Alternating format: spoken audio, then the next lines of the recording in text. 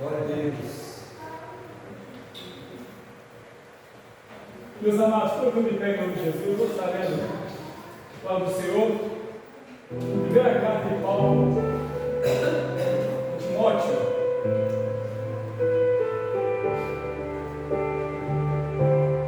Primeira carta, apóstolo Paulo, ao nosso amado irmão Timóteo. Aleluia. Glória a Deus. Primeira carta de Paulo a Timóteo, capítulo 4. Aleluia. Vamos estar lendo o versículo 11. Em nome de Jesus. Glória a Deus. Diz assim: manda essas coisas e ensina-as. Ninguém despreze a tua mocidade, mas sê o exemplo dos fiéis na palavra, no trato, no amor, no espírito, na fé, na pureza. Persiste em ler, exortar e ensinar até provar. Não desprezes o dom que há em ti, o qual te foi dado por profecia, com a imposição das mãos do presbitério.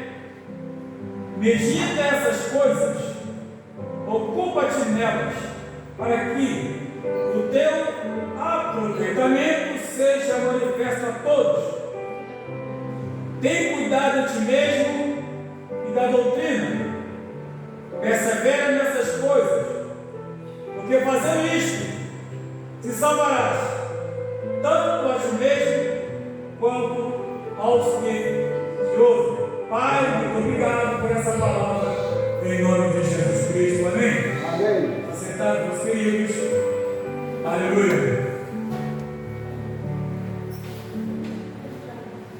Meus queridos, todos sabemos da história do apóstolo Paulo, do seu chamado e da obra que Deus colocou em suas mãos. E é admirável também a preocupação que ele tinha. E ele é o tipo de pessoa usada por Deus para orientar aquelas pessoas das quais eram levantadas ao santo ministério. Orientações essas que eram para beneficiar a própria igreja, o povo. Isso denota, então, que era uma pessoa responsável. Ele não apenas levantava o obreiro e deixava na igreja, sumia e não ia visitar. Quando ele não podia visitar, ele escrevia, e as informações que ele passava eram informações acerca de fortalecimento na fé.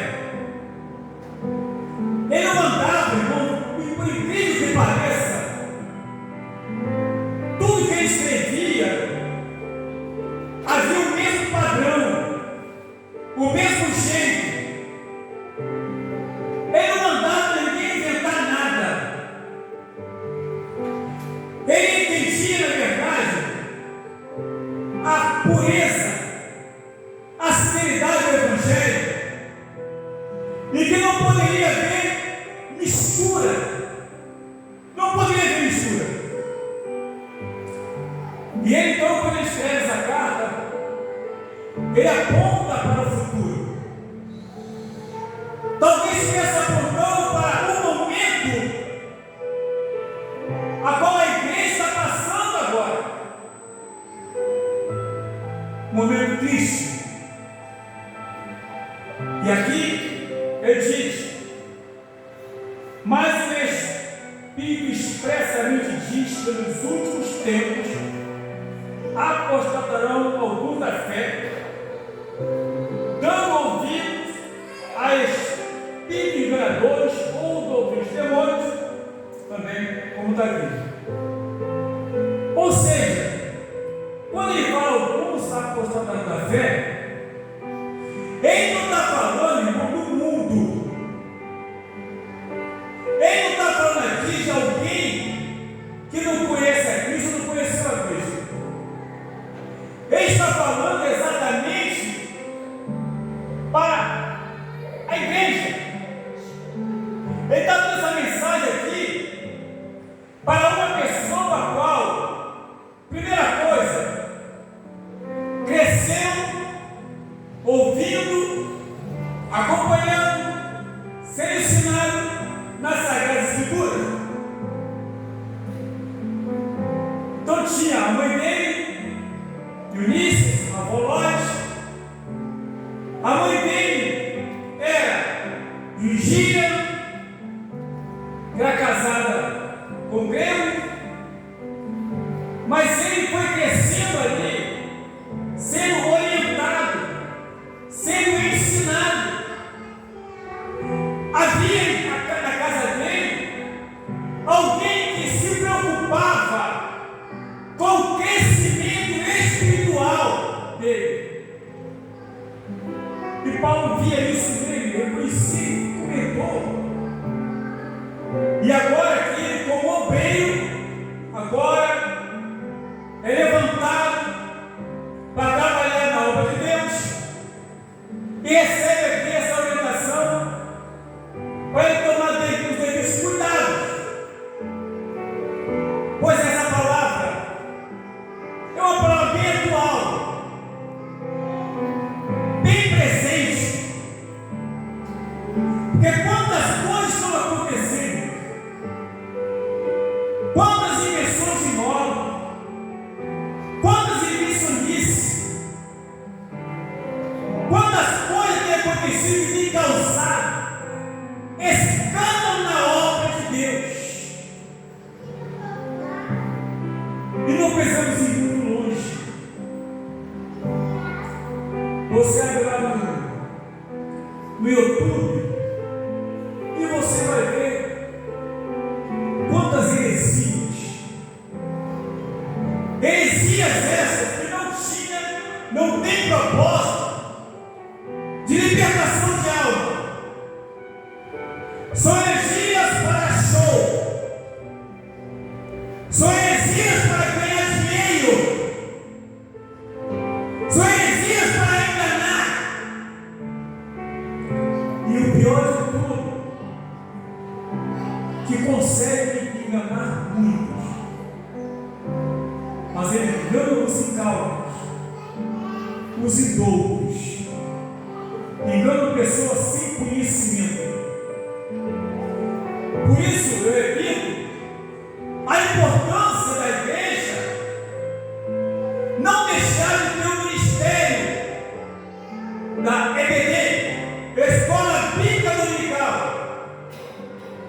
não deixar o culto de ensinamento, mas permanecer, incentivar, comprar, buscar, ter prazer em ensinar, ter prazer em orientar. Porque se não for orientado, será enganado, sim. E como diz aqui, que mais o Espírito expressamente diz, ele fala, ele estava recebendo uma revelação do Espírito Santo. Não era ele, não era a ideia dele, não era a palavra dele, não era a cobrança dele, era uma orientação espiritual, era algo vindo de Deus, era um alerta. Mas o Espírito expressamente diz que nos últimos tempos apostatarão alguns da fé. Queridos, quantas pessoas um dia estiveram na presença de Deus e hoje pessoas que pregavam o evangelho puro, sem mistura, pessoas que tinham prazer de conduzir o rebanho no caminho proposto por Jesus Cristo, segundo a tua santa e gloriosa palavra. Quantas pessoas que foram levantadas por Deus, pessoas que eram admiradas, respeitadas, mas que essas mesmas pessoas perderam o respeito. Essas mesmas pessoas, hoje, ainda que estejam no meio do povo de Deus, mas estão dando em caminho tortuoso, estão dando no caminho da liberdade,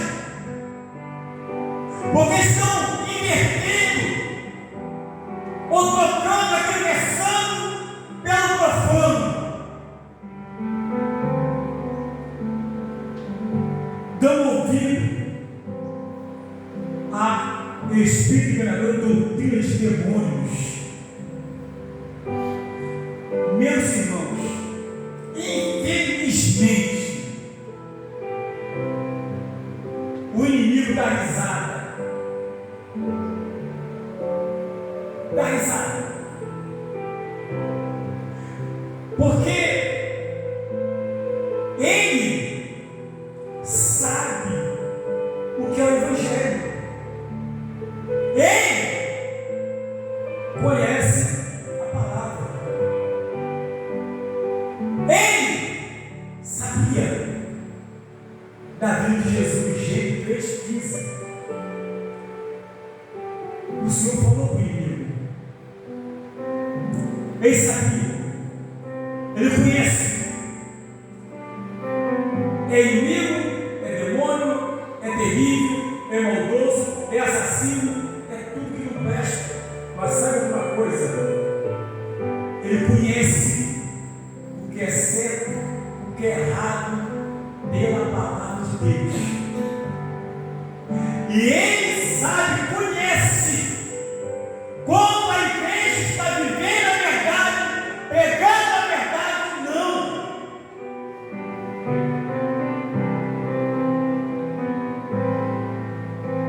Para a nossa tristeza isso. Para a minha tristeza isso. Ele sabe quando o pastor está pregando a genuína palavra.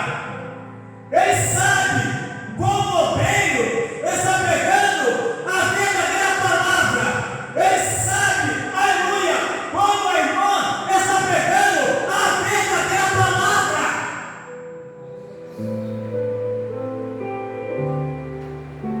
Ele fica lá do outro lado da rua e observando o que está sendo pregado dentro da igreja. E mais, ele sabe quando as ovelhas estão sendo enganadas. Ele sabe. Ele sabe quando a pregação é uma falácia, é uma mentira, é uma fraude, é uma falsidade. Ele sabe quando a pregação não é Deus. E mais, infelizmente, ele conhece quem é o homem de Deus e quem não é o homem de Deus. Ele está do outro lado, está ouvindo o que eu estou falando. E nós, como igreja, precisamos tomar cuidado com aquilo que a gente ouve. E nós, como igreja, precisamos tomar cuidado com aquilo que está comendo. Que tipo de alimento que a gente está comendo? Que tipo de água estamos bebendo? Pois, infelizmente, o nosso adversário sabe que tem usado isso.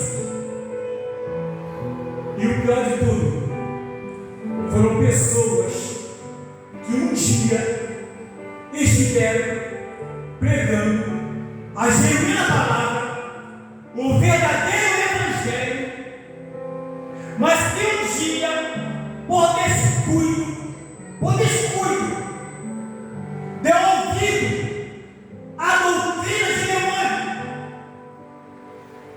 e começou a trazer para alimentar o povo de Deus. Ande para cima e para baixo, e vocês vão ver.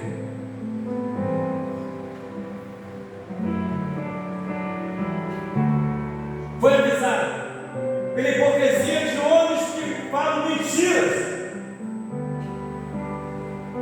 Se fala mentira, é filho do diabo. João 8,44.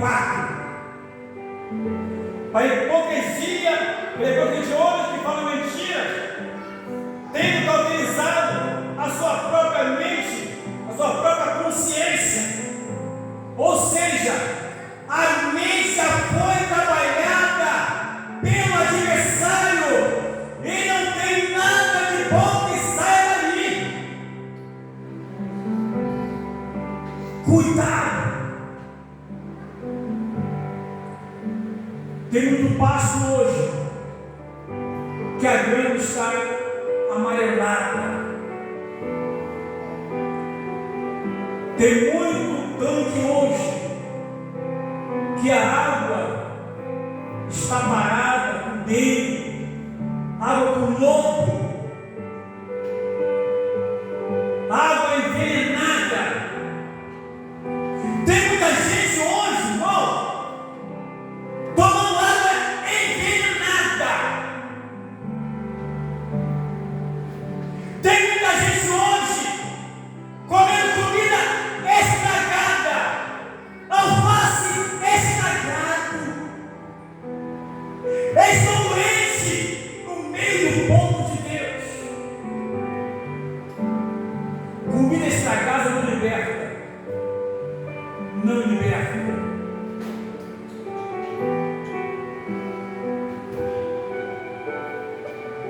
João capítulo 4, versículo 7, parte B. Jesus estava sentado na beira do poço, aguardando a mulher samaritana. A mulher samaritana. E assim que ela se aproximou do poço, ela foi pegar água. Aí Jesus, de forma tranquila, amorosa, diz para ela: dá-me de beber.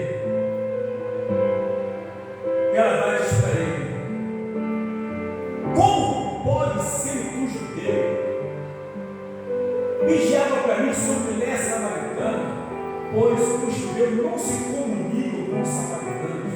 Aí Jesus vai: mulher, se tu soubesse que este pé de água, tu pediria, receberia, beberia, e a jornada da vida eterna. Ela bebeu toda aquela água que ela entrou na cidade.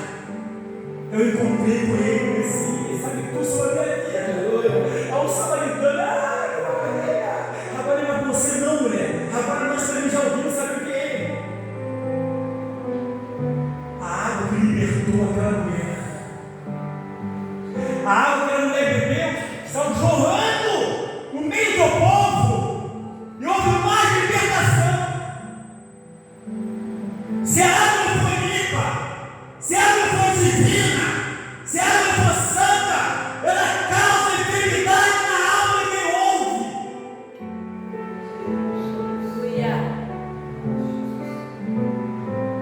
Mas aí, Paulo, na sua divina responsabilidade, escreve essa carta para João Timóteo primeiro, falando para ele mostrar autoridade. Mostrar a autoridade, mas a autoridade espiritual, não é carnal, não. É aquela autoridade cuidadosa. Com aquilo que fala, como fala, por que fala, com quem fala, onde que fala. E diz: manda essas coisas e ensina-as. Ninguém despreze a tua mocidade. Ninguém despreze a tua mocidade. Não importa a tua idade. Você foi chamado e preparado. Mostra maturidade. Mostra autoridade.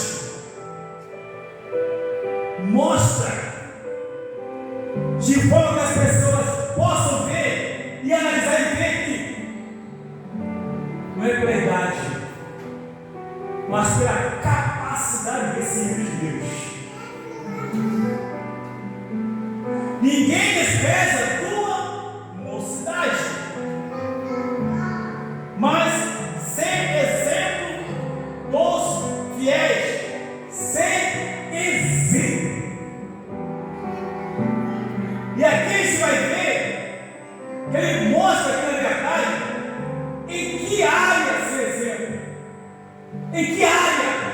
Quando ele continua dizendo exatamente assim: na palavra. Na palavra. Primeira coisa é isso.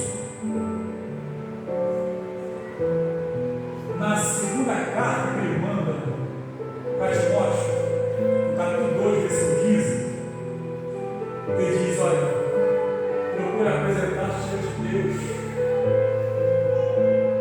como obreiro aprovado, que não tem esse melhor que maneja bem a palavra da verdade.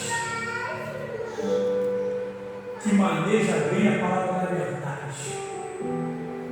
Que tem intimidade com a palavra da verdade.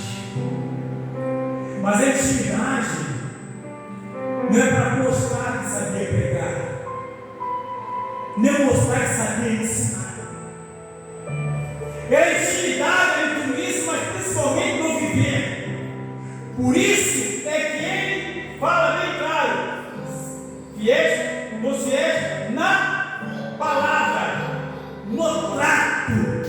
O que é no trato? No cuidado. No cuidado.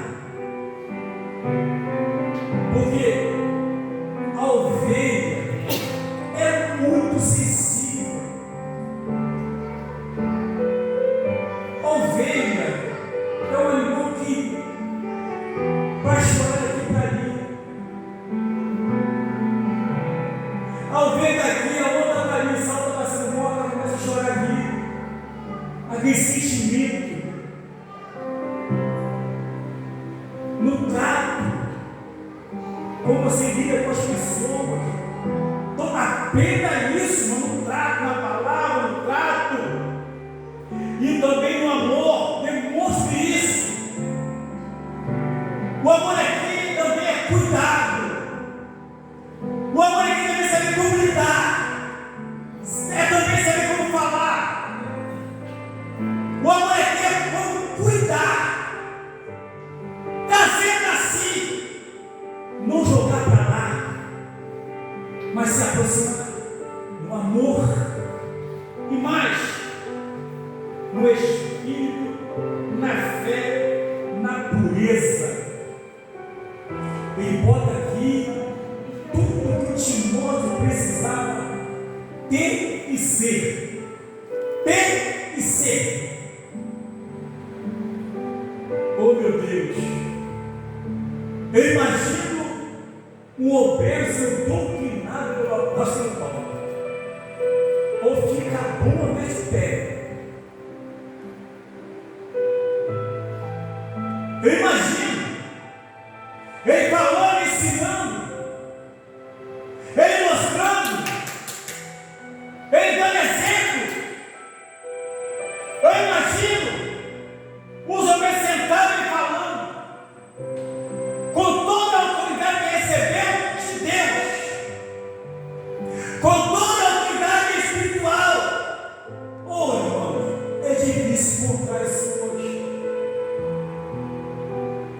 difícil encontrar esse homem. Ele mostra como deve ser. Ou seja, para ele cobrar, ele vivia isso. Para ele cobrar, é porque ele vivia isso. Não tratava as pessoas com estupidez, com ignorância. Ele apenas valorizava o ministério que eu na mão dele. Ele valorizava a chamada de fazer questão de mostrar e de cobrar respeito. Mas não era pessoa estúpida e ignorante a ponto de chegar e bater e dizer: quem manda aqui sou eu. Não gostou, mete o pé para embora. A porta da casa é sempre, da rua é sempre da casa. Não era assim, não. Senta que eu vou ensinar você, Timóteo. Você viveu. Como é difícil encontrar. Ele, não importa o estado, ele fazia questão de escrever, chamar atenção, orientar, despertar. A preocupação dele é que se alguma coisa acontecesse e os obreiros se conhecessem na fé, como ele fez contigo. A mesma coisa. A mesma coisa fez contigo, capítulo versículo 9, orientando. Bota em ordem as coisas que ainda não estão. Então, ele mostrava a Tito que a forma de um obreiro ser poderoso está no artigo 9. Não era profetizando. Não era, não, é apenas está na palavra. Era vivendo a palavra para convencer os contradizentes. Era pessoa de conhecimento bíblico notório, mas com vida não está. Não bastava só conhecer a palavra. Os obreiros dele faziam assim. Ele mandava as cartas, dando uma orientação, dizendo: persiste em ler, exortar, ensinar, até que eu vá. Persistir, existir, perseverar, continuar, não parar de ler, exortar aqui, não é bater, não é brigar, exortar é orientar, é chamar a pessoa, é aconselhar. Não é como alguém pensa: não, Deus me deu como exortar, eu exorto no momento, o pau no cajado, tá bom. Ótimo. Parece que a ovelha do sujeito. A ovelha é de Deus. A ovelha é do Senhor Jesus Cristo. Não. E aqui, Paulo orienta contra a sua orientação, dizendo: persiste em ler, exortar, ensinar, até que eu vá. Não despreze o dom que é em ti, o qual te foi dado por profecia, com a imposição das mãos do presbitério querido. Eu na época via obreiro sério. Não se levantava obreiro de qualquer maneira, não. Não se levantava obreiro por amizade, não. Não se levantava obreiro porque falava meia de língua, não. Ser batizado com o Espírito Santo não é o principal critério para alguém ser levantado. A obra de Deus. Não é isso, não. Pode falar até 1000 línguas, mas se não for chamado por Deus, não adianta, vai dar problema, vai dar prejuízo para a obra. E ele fala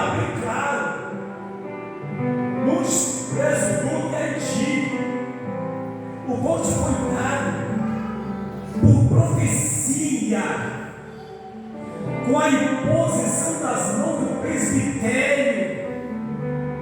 Eram pessoas comprometidas, eram pessoas espirituais, eram pessoas que sabiam que não ajudaria a levantar alguém que não desse resultado, porque todo chamado precisa ter resultado. Porque se não tiver resultado, não foi chamado por Deus, foi chamado pelo amigo, pelo colega, mas não foi Deus. Que foi chamado por Deus sofre, mas não larga o osso, não. Que foi chamado por Deus demonstra aí o seu dia a dia. Glória a Deus. E aqui, como ele chama a atenção, deixa bem claro: você foi chamado por Deus. Não despreze isso. Não despreze o teu chamado. Não despreze, aleluia, que é um privilégio para poucos. Aleluia. Poucos. Glória a Deus. Porque muitos que foi Deus que chamou. Foi por amizade, colegagem, por risadinha. Não é assim não. Depois vai ver o problema lá na frente. Quem vai sofrer são as ovelhas. E aqui Paulo diz a preocupação. Vocês estão te orientando para as ovelhas não sofrerem. Estou te orientando para as ovelhas não se perderem. Então é uma orientação tão séria e que chama o jovem pastor a uma responsabilidade espiritual. Ou seja, não invente moda. Você não foi chamado para inventar moda. Coisa linda, coisa maravilhosa. E mais, medite essas coisas que eu estou te falando. Medite em tudo isso que eu te falei. Medite essas coisas. Ocupa-te delas, ou seja, faça bom proveito delas, para que o teu aproveitamento seja manifesto a todos. Aqui que eu gosto. Sabe, Timóteo, as pessoas precisam olhar em você e ver diferença na sua forma de falar, na sua forma de andar, na sua forma de tratar, no seu comportamento cotidiano, onde quer que você esteja. Medita essas coisas, ocupa-te delas, para que o teu aproveitamento seja notório a todos. As pessoas possam perceber em você, a cada dia, crescimento espiritual. Aleluia! Deus santo, aleluia. As pessoas veem em você não uma pessoa que brinca com as coisas de Deus, mas veem você uma pessoa que leva as coisas de Deus a sério. As ovelhas precisam olhar para você e ver bom exemplo na sua entrada, na sua saída, na sua caminhada, na sua parada, quando você abre a boca, quando você prega, quando você ensina. As ovelhas, as pessoas precisam olhar para você, oh aleluia, que você verdadeiramente foi chamado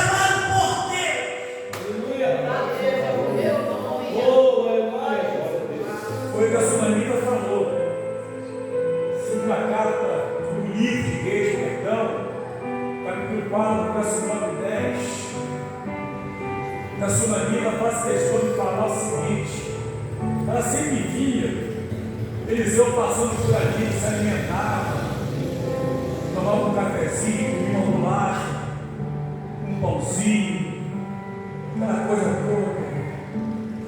Mas um dia ela abriu a boca e falou com o marido dela: olha, marido, eu tenho percebido que esse homem que passa sempre por aqui é um santo homem de Deus.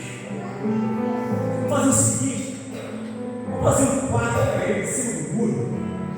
Vamos botar uma cama, uma mesa, uma cadeira, um candeeiro, para ele passar aqui, descansar.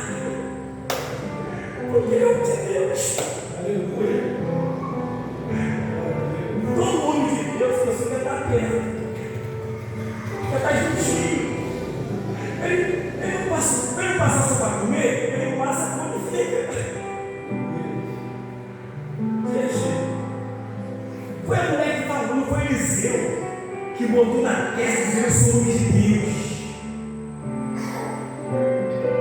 Não foi Eliseu que saiu gritando: ei, eu sou homem de Deus. Ei, não foi ele não. Foi a mulher que se apercebeu. Ele passava sempre. Eu tenho percebido que esse homem que passa sempre por aqui, não foi uma vez ou outra não. Toda vez que ele passava, tomava o seu cafezinho, comia a sua bolachinha, o seu pãozinho, passa, fazia o lanche, e a mulher observava, o marido observava, olhava e via a diferença nele. Meus irmãos, e ela então teve que abrir a boca e falar. É muito bom quando o obreiro é reconhecido como homem de Deus, quando uma obreira é reconhecida como mulher de Deus, quando o crente é reconhecido como crente. Aquele ali é crente, aquele ali é pastor mesmo. Não, aquela ali é mulher de Deus mesmo. Deus que até se arrisca, não, bota a minha mão no fogo, corre risco ali. Sabe por quê? O dia a dia demonstra quem a pessoa realmente é. O dia a dia. E aqui, quando ele fala isso, para que as pessoas percebam que você realmente é um homem de Deus. E mais, tem cuidado de si mesmo e da doutrina. Persevera nessas coisas, porque fazendo isso, te salvará tanto a ti mesmo como aos que te ouvem. Tem cuidado de você primeiro. Ore, jejue, estude a Bíblia, lê a Bíblia, pratique a palavra, dê bom testemunho, persevera. A cada dia, meu filho, aumenta a sua intimidade com Deus. Ou seja, cuida de ti mesmo e da doutrina, prega isso aqui. Tem cuidado em preservar a verdadeira palavra. Não invente moda. Não. Irmão, tem tanta invenção de moda que eu já não sei mais dizer o que é moderno. Todo dia uma coisa nova. Todo dia uma coisa nova. Tem um som do bode, um som do cabelo, um som do sino, tem um som do pé, tem um som do riso. Meu Deus do céu. Tem um som do lava-pé, tem um som do roupão.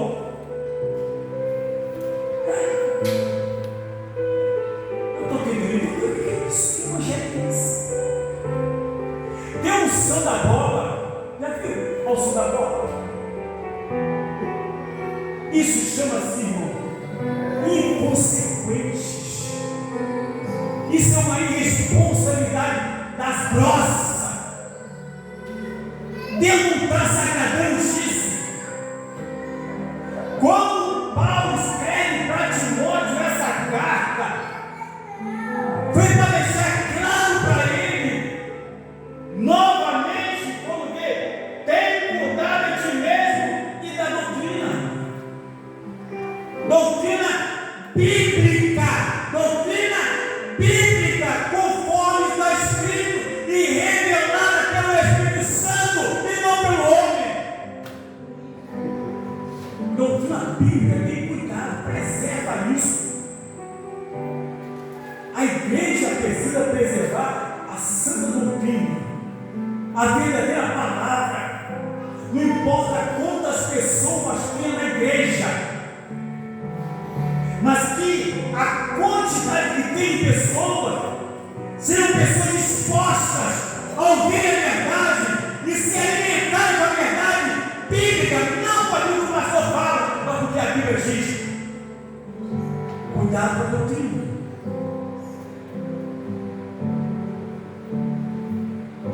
Percebendo essas coisas, porque se você fizer isso, primeira coisa, salvará tanto você